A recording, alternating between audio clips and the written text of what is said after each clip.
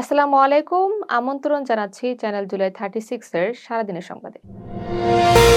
প্রথমেই জানিয়ে দিচ্ছি জাতীয় সংবাদ। ৪ দিন ধরে টানা ভয়াবহ বায়ু দূষণের শীর্ষে রয়েছে ঢাকা। বুধবার সকাল ৮:৩০টায় রাজধানীর বায়ুমান সূচক ছিল ২৭৪, যা খুবই অস্বাস্থ্যকর।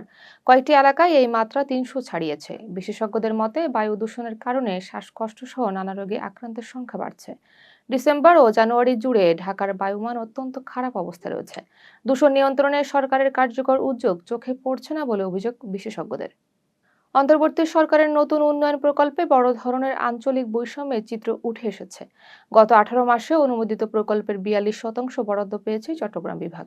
অথচ রংপুর, রাজশাহী ও বরিশাল বিভাগের বরাদ্দ ৩% কম। পরিকল্পনা কমিশনের সাবেক সচিবরা বলছেন, এতে সংবিধানের সুষম উন্নয়নের নীতির ব্যত্যয় ঘটেছে। অতিরিক্ত আঞ্চলিক বরাদ্দ বৈষম্য ও ক্ষোভ বাড়াতে পারে বলে তারা সতর্ক করেছেন। ৩ পার্বত্য জেলায় ১২টি বিদ্যালয়ে আনুষ্ঠানিকভাবে ই-লার্নিং কার্যক্রম শুরু হয়েছে। রাষ্ট্রীয় অতিথি ভবন যমুনা থেকে ভার্চুয়ালি এর উদ্বোধন করেন প্রধান উপদেষ্টা প্রফেসর মোহাম্মদ ইউনূস। তিনি বলেন, দীর্ঘদিন এসব অঞ্চলে ইন্টারনেট সুবিধা না পৌঁছানো সরকারের ব্যর্থতা। পর্যায়ক্রমে ১৪৯টি বিদ্যালয়ে এই কার্যক্রম চালু করা হবে। শিক্ষা বিস্তারে প্রযুক্তির ব্যবহার জোরদারের কথা বলেন তিনি। দীর্ঘ ১৪ বছর পর ঢাকা করাচি সরাসরি ফ্লাইট চালু হচ্ছে। বৃহস্পতিবার রাতে বিমান বাংলাদেশ এয়ারলাইন্সের উদ্বোধনী ফ্লাইটটি ঢাকা থেকে করাচির উদ্দেশ্যে যাত্রা করবে। ১৬২ আসনের এই ফ্লাইটের সব টিকিট ইতিমধ্যে বিক্রি হয়ে গেছে। সরাসরি আকাশপথ চালুর ফলে যাত্রী যাতায়াত ও বাণিজ্যে নতুন গতি আসবে বলে আশা করা হচ্ছে। ভবিষ্যতে ফ্লাইট সংখ্যা ও কার্গো পরিবহন বাড়ানোর পরিকল্পনা রয়েছে। দর্শক, এবার জানিয়ে দিচ্ছি নির্বাচনী সংবাদ।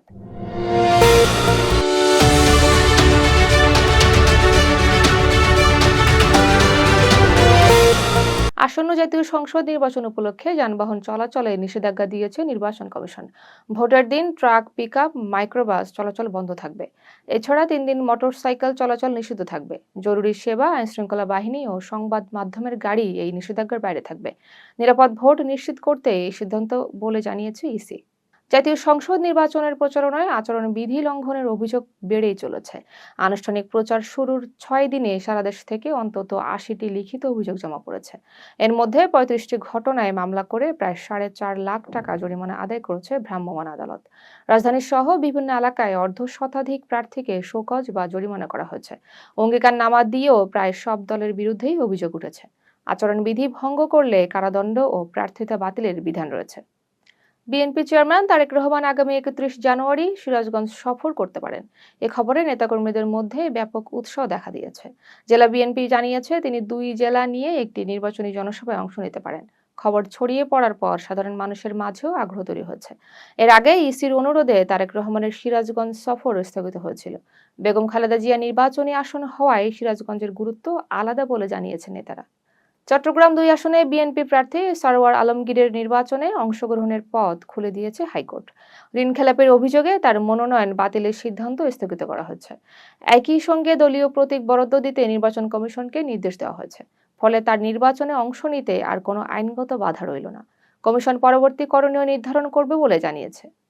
বিএনপি চেয়ারম্যান তারেক রহমান নির্বাচনে জয়ী হলে গার্মেন্টস শ্রমিকদের জন্য স্বল্প মূল্যের আবাসনের প্রতিশ্রুতি দিয়েছেন।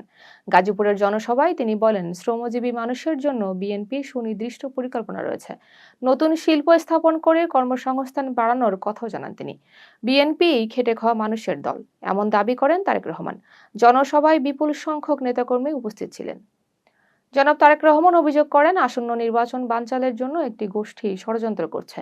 নোয়াখালীর জনসভায় তিনি বলেন, জনগণের ভোটাধিকার রক্ষায় সবাইকে সতর্ক থাকতে হবে। শুধু ভোট দিলেই হবে না, ভোট কেন্দ্রের অবস্থান নিশ্চিত করতে হবে। দেশ গড়তে ধানের শীষে ভোট দেওয়ার আহ্বান জানান তিনি। সকল ধর্মের মানুষকে ঐক্যবদ্ধ থাকার কথাও বলেন। এখন জানিয়ে দিচ্ছি আন্তর্জাতিক সংবাদ। ভারতে একটি ব্যক্তিগত বিমান দুর্ঘটনায় মহারাষ্ট্রের উপমুখ্যমন্ত্রী অজিত পাওয়ার সহ ৬ জন নিহত হয়েছেন। উড়োজাহাজটি আজ বুধবার সকালে মুম্বাই থেকে বরামতের উদ্দেশ্যে রওনা দেয়। স্থানীয় সময় সকালে 8:45টার দিকে উড়োজাহাজটি বরামতের বিমানবন্দরের কাছে বিধ্বস্ত হয়। রানওয়ে থেকে ছিটকে পড়ে বিস্ফোরণ ঘটে বলে জানানো হয়েছে।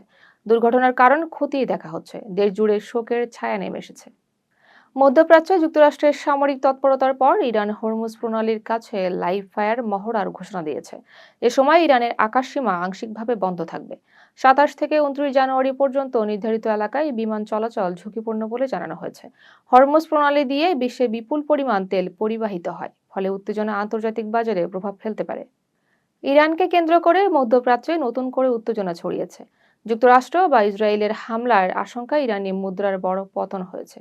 সৌদি যুবরাজ এমবিএসকে ফোন করে হামলা না করার আহ্বান জানান ইরানের প্রেসিডেন্ট। সৌদি আরব ও সংযুক্ত আরব আমিরাত জানায় তারা ইরানের বিরুদ্ধে আকাশসীমা ব্যবহার করতে দেবে না। পরিস্থিতি নিয়ে আন্তর্জাতিক উদ্বেগ বাড়ছে। মিনেসোটার কংগ্রেস সদস্য ইলহান ওমরের ওপর টাউন হল বৈঠকে হামলার ঘটনা ঘটেছে। এক ব্যক্তি তার দিকে অজ্ঞাত তরল স্প্রে করে। নিরাপত্তা কর্মীরা দ্রুত হামলাকারীকে আটক করে। এতে ওমর আহত হননি এবং বৈঠক চালিয়ে যান। পুলিশ এখনো হামলার বিস্তারিত জানায়নি। ভারতের রাজ্যসভা বাংলাদেশের সাবেক প্রধানমন্ত্রী বেগম খালেদা জিয়ার প্রতি শ্রদ্ধা নিবেদন করেছেন। সংসদের কার্যক্রম চলাকালে নিরাপত্তা পালন করা হয়। তার দীর্ঘ রাজনৈতিক জীবন ও আঞ্চলিক অবদানের স্বীকৃতি হিসেবে এ সম্মান জানানো হয়। ভারতের সংসদীয় ঐতিহ্যের অংশ হিসেবে এই শ্রদ্ধা জানানো হয়েছে। দক্ষিণ কোরিয়ার পণ্যের উপর যুক্তরাষ্ট্র 25% শুল্ক আরোপের ঘোষণা দিয়েছে। প্রেসিডেন্ট ডোনাল্ড ট্রাম্প অভিযোগ করেন বাণিজ্য চুক্তির শর্ত মানেনি সিউল। এই সিদ্ধান্তে দক্ষিণ কোরিয়ার বাজারে তাৎক্ষণিক প্রতিক্রিয়া দেখা যায়। বিষয়টি নিয়ে দুই দেশের মধ্যে জরুরি আলোচনার উদ্যোগ নেওয়া হয়েছে। বৈশ্বিক বাণিজ্যে এর প্রভাব পড়তে পারে। দর্শক, এতক্ষণ সাথে থাকার জন্য ধন্যবাদ।